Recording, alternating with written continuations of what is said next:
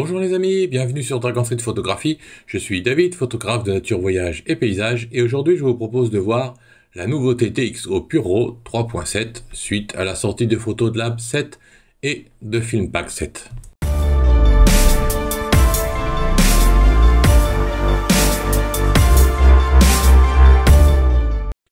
Tout d'abord, je vous invite à visiter mon blog logiciel sur lequel vous trouverez mes formations On One Photo et Capture One. Bientôt en promotion, c'est bientôt le Cyber Friday et le Cyber Weekend, donc n'hésitez pas à visiter, faire un tour. Et mes derniers articles sur justement les sorties de DxO PureRAW 3.7, Filmpack 7 et DxO Photolab 7.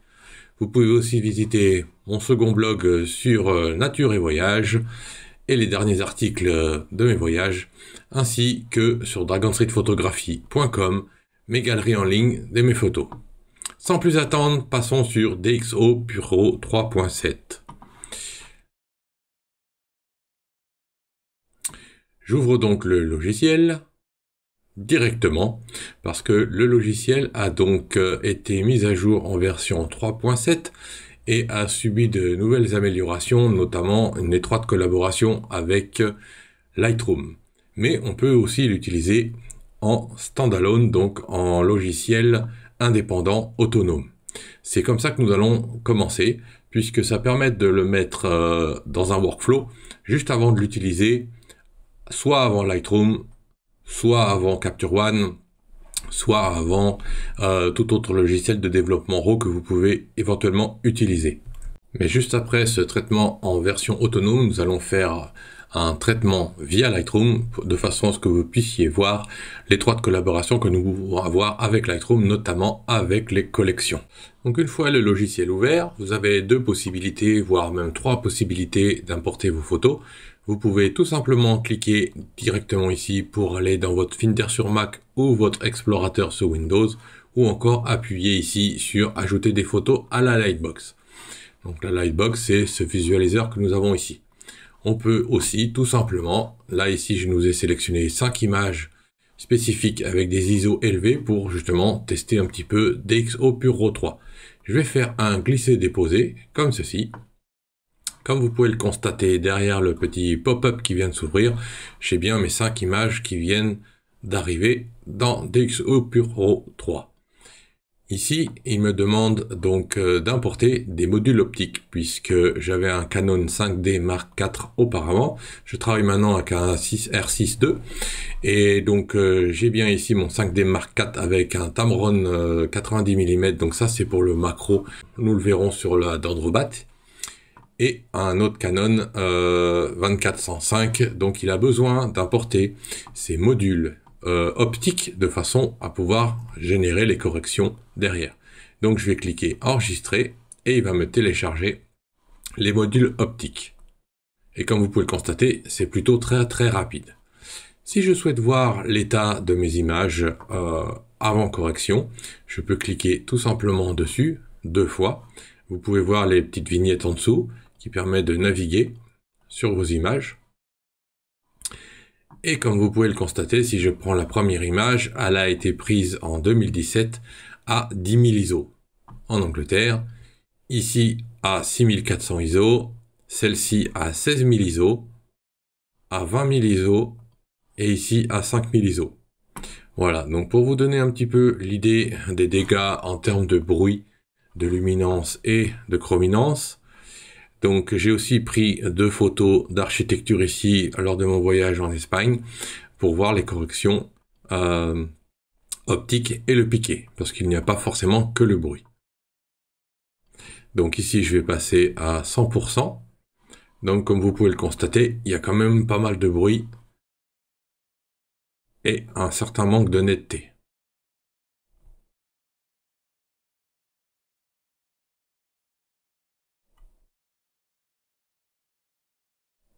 Voilà. À 200%, on voit bien clairement que c'est pas très joli. Même si je pense que la qualité d'image proportionnellement aux ISO est plutôt bonne. Je suis presque sûr que nous allons pouvoir en tirer quelque chose de propre malgré tout, avec des logiciels de traitement de type DxO PureRAW. Voilà, je referme. Je sélectionne mes images. Donc on peut sélectionner une par une, désélectionner ou tout sélectionner avec le petit bouton ici en haut. On a un bouton d'affichage par tri. Donc là, je commence avec donc du plus élevé en ISO vers le plus faible. Donc là, je dois être à 20 000, ici à 5 000. Et ici, on a encore un petit entonnoir donc pour sélectionner, filtrer les photos optimisées ou non ou en attente. Parce qu'évidemment, vous pouvez ajouter plusieurs dossiers de photos à la fois et mettre des milliers de photos à traiter, les faire traiter en automatique. C'est bien le but de DxO Pure RAW 3.7, c'est de pouvoir faire des traitements en lot avec des fichiers, des quantités de fichiers très importantes. Donc une fois que vous avez créé vos files d'attente, ajouté tous vos dossiers, vous sélectionnez donc toutes vos images et vous appliquez sur Traiter maintenant. Et là, vous avez un nouveau pop-up, optimiser 5 photos.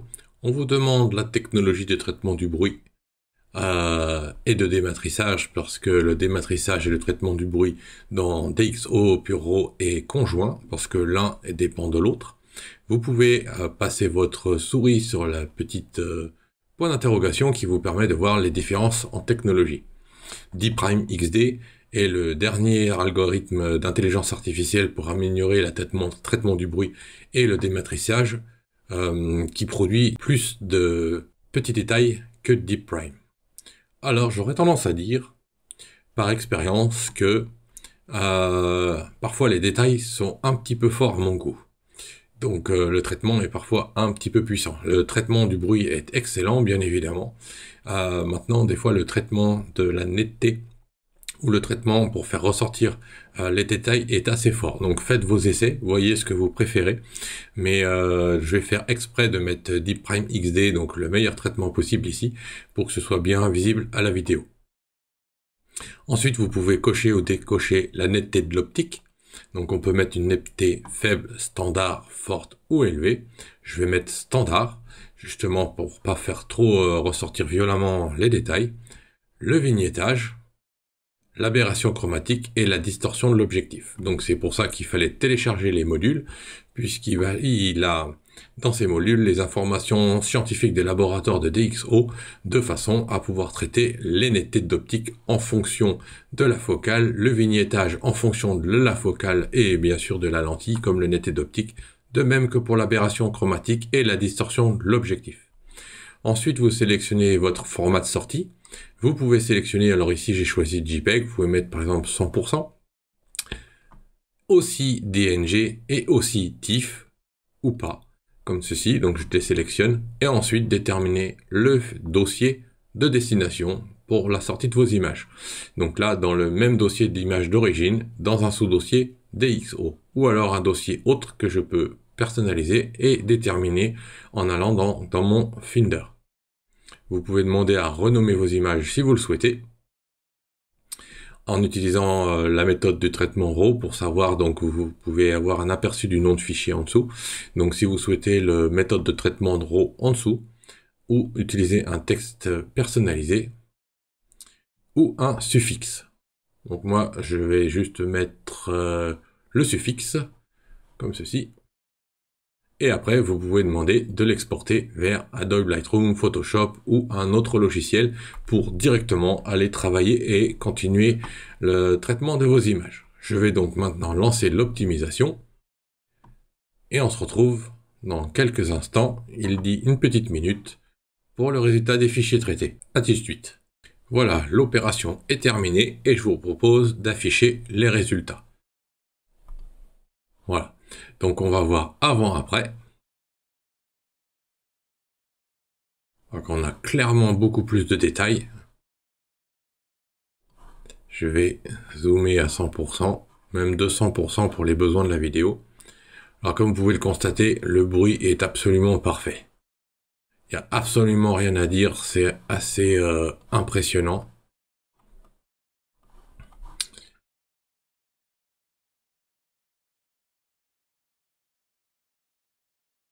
Donc il n'y a absolument plus de bruit.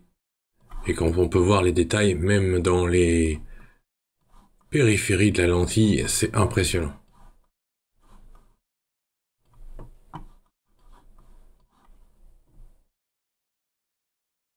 Voilà, la récupération des détails, le traitement des aberrations chromatiques.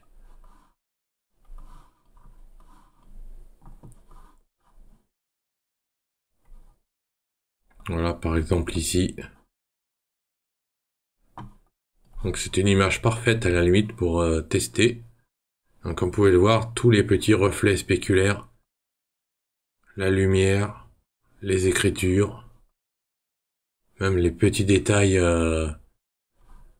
sur les sculptures. Vraiment très très propre. Voyons la seconde photo.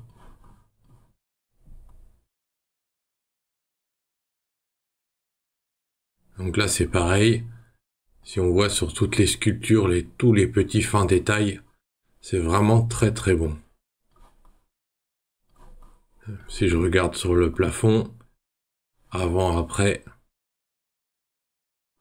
et il n'y a pas de bizarrerie ou d'artefacts comme j'ai pu constater parfois sur d'autres logiciels. Voilà, le fameux requin. Donc le bruit il est absolument nickel. Bon après ici on est quand même dans un petit peu de flou de l'eau en sous-marin. La dendrobat, je vais repasser à 200%, 100%. Ah, donc c'est pareil, les zones de flou sont extrêmement bien respectées. Un très beau flou, tout en ayant une netteté qui a été quand même améliorée sur les petits détails. Bon là c'était pas la meilleure des photos, mais c'est intéressant de voir ce qu'on arrive à en tirer. Donc s'il y a à la fois un respect des flous, tout en ayant un très bon traitement. Et ici le paysage. Donc avant on avait donc beaucoup de bruit sur les montagnes, dans les hautes lumières et dans les ombres. Et après on a vraiment un rendu, voilà, c'est un petit peu là où je trouve que c'est un petit peu fort sur les détails des végétations. Sinon pour le reste c'est excellent. C'est vraiment très très bon. C'est juste un petit peu fort sur ces aspects des végétaux. Mais bon, on est quand même à 200%. Ici, non, j'étais à 100%. Ouais, j'étais à 200%. Voilà. Donc là, c'est un petit peu hérissé quand même. Le reste, un petit peu plus loin, c'est mieux. Là, c'est un petit peu violent. Donc ça, par exemple, c'est une photo qu'on pourrait retraiter en utilisant seulement D-Prime sans la version XD. Voilà, pour le reste, ça rend très bien. Voilà, il m'indique que je peux masquer les photos en utilisant le filtre disponible dans la barre de commande. Donc nous avons ici là-haut. Ok, ne plus afficher. Donc voilà, c'est ici à quoi sert ce filtre. Voilà, je vais vider ma Lightbox et nous allons maintenant tester l'opération dans Lightroom et vérifier les 3 de collaboration que nous avons maintenant. Je vais fermer DxO et nous allons passer dans Lightroom. Nous voilà donc maintenant dans Lightroom avec mes 5 photos non traitées ici. Donc voilà, je vous laisse vérifier et visualiser le bruit. À la limite, je vais passer à 200%. Voilà, on a bien plein de bruit partout. Voilà, bien moche. Voilà aussi. Là, je vous laisse mémoriser un petit peu les détails comme par ici et ici. Donc là, on a déjà un peu la végétation un petit peu hérissée déjà naturellement. Donc par rapport à ce que je disais tout à l'heure. Donc nous passons en mode gris, je sélectionne l'ensemble de mes images et je peux aller soit dans Fichier, Module externe extra et traiter avec le plugin DxO Puro 3 ou on peut aussi aller dans Exporter et ici on peut faire Process with DxO Puro 3. Je vais cliquer dessus. Voilà le pop-up qui s'ouvre. Et donc, on se retrouve avec quasiment la même fenêtre, à quelques exceptions près. On retrouve donc nos traitements de réduction du bruit et traitement RAW, La netteté de l'optique, pour le coup, on va mettre faible ici pour voir. Et comparer avec ce qu'on avait tout à l'heure. Et Deep Prime. Voilà, vignettage, aberration chromatique, distorsion de l'objectif. Ici, on peut demander aussi comment on souhaite l'image recadrée, rectangle maximal. Donc ça, par expérience, ça m'a déjà sauvé un petit peu la vie de certaines photos, parce que le recadrage avec la correction de la déformation dans DxO Photolab 7 d'ailleurs, m'a permis de sauver quelques images parce qu'il recadrait en croppant beaucoup moins. Surface entière de l'image, on va laisser comme ça, on va laisser JPEG. Donc vous pouvez, comme je disais tout à l'heure, vous pouvez sortir les 3 types d'images à la fois. Si vous le souhaitez, là je vais rester en JPEG pour les besoins de la vidéo. Toujours pareil sur le principe du dossier de destination et du renommage avec suffixe et préfixe. Et ici, c'est la nouvelle la plus intéressante dans cette mise à jour, c'est qu'on peut faire importer automatiquement dans Lightroom dans la collection DxO Pure Pro 3, qui va être nommée le 15 novembre 2023 à midi 10, ou à une collection particulière qui, quand je déroule, j'ai toutes les collections. Donc, comme vous pouvez le constater, j'ai déjà une collection DxO Pure Pro et j'ai travaillé à 22h23 le 9 novembre. Voilà. Donc, je peux sélectionner une collection courante ou n'importe quelle collection déjà préexistante directement. Donc ici, je vais faire dans cette nouvelle collection, donc ce qui permet quand même de faire un rangement et un traitement rapide d'une quantité d'images assez importante et de passer d'une collection à une autre. Donc par exemple, si vous avez un workflow avec images non traitées, une collection avec images non traitées, ensuite une image traitée avec DxO Pure Raw 3, puis finir de les traiter dans Lightroom et photos exportées ou à publier. Donc si vous avez un workflow en utilisant les collections de cette manière, c'est extrêmement pratique. On va lancer l'opération et on se retrouve dans quelques instants. Et ici, là, comme c'est DxO Prime et non XD, c'est déjà à moitié plus vite. Et nous y sommes, donc me voilà dans la collection DxO Pure Pro 3 et donc la collection de aujourd'hui. Je vais donc glisser mes images à côté. Donc là, ils ont bien été avec le suffixe Deep Prime. Je vais les glisser dans le sous-dossier DxO. Je déplace. Voilà, maintenant j'ai mes 10 images.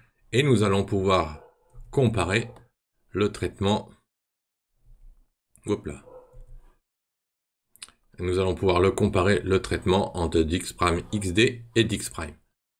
Et comme vous pouvez voir, DxPrime XD est quand même plus puissant.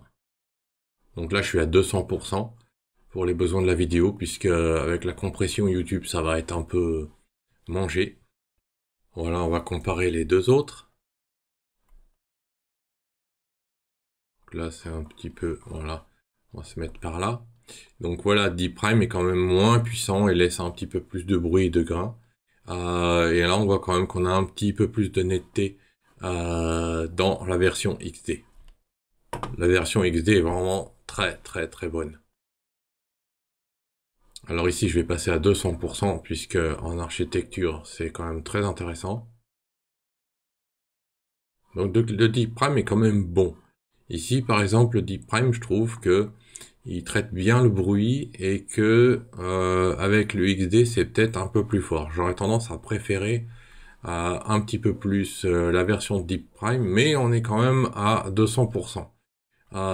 Donc, ce qui veut dire qu'à 100%, on a quand même une clarté et un niveau de détail quand même plus intéressant. Donc après, c'est une affaire de goût. Là, on voit à 100%, on a quand même un petit peu plus de contraste et un peu plus de texture de la pierre. Ici, on a un petit peu de mou. Et donc là, on est quand même sur le haut à droite, donc on est sur les bords de l'objectif où on perd en netteté. Et là, on a quand même bien récupéré avec la version XD. Voyons cette image de la Mesquita de Cordoba. Et là, on a quand même un peu plus de détails. Par exemple, le XD fait encore bien mieux. et on a quand même une meilleure netteté. Voilà, je trouve qu'on a les fins détails sont quand même mieux ressortis. On va regarder un petit peu sur ce côté-là. Ici, voilà, on ressort quand même bien mieux, c'est quand même mieux pour les fresques. Donc selon le travail qu'on a, Dprime ou Dprime XD sont quand même bien utiles. Là, la version XD, sur toutes les peintures, ça ressort quand même mieux. Et ensuite, ce fameux paysage. Alors la zone hérissée, voilà, c'est vis-à-vis de la végétation, c'est quand même un petit peu moins hérissé. Déjà que ça l'est naturellement, en fait, comme on a vu. Et c'est un petit peu plus naturel quand même avec la version Deep Prime. Donc là, le XD est pas strictement pas nécessaire. Ça ressort mieux dans les montagnes, mais à la limite, il faudrait mieux faire un traitement local après le traitement avec des XO Puro. Voilà, c'est un petit peu plus naturel. Avec sans la version XD pour ça. Voilà, et donc vous avez pu voir donc le traitement Deep Prime contre le traitement Deep Prime XD et la façon dont vous pouvez l'utiliser dans un workflow avec Lightroom. Juste après, je vous fais un petit diaporama avec un comparatif donc de Deep Prime XD avec la version de traitement de Topaz AI Photo, histoire de vous donner une idée de comparatif de ce que ça peut faire avec un concurrent. Je vous laisserai juger par vous-même et voir ce que vous préférez, mais ça peut être intéressant de comparer les rendus. Voilà, je vous remercie de votre visite sur Dragon 7 Photographie. Je vous dis à très bientôt pour plus de vidéos sur ma chaîne YouTube. Bye bye!